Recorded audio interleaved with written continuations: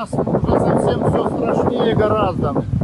Вон она мне прет просто, уже сантиметров 30 слой лежит у нас. Это, короче, катастрофа, экологическое бедствие.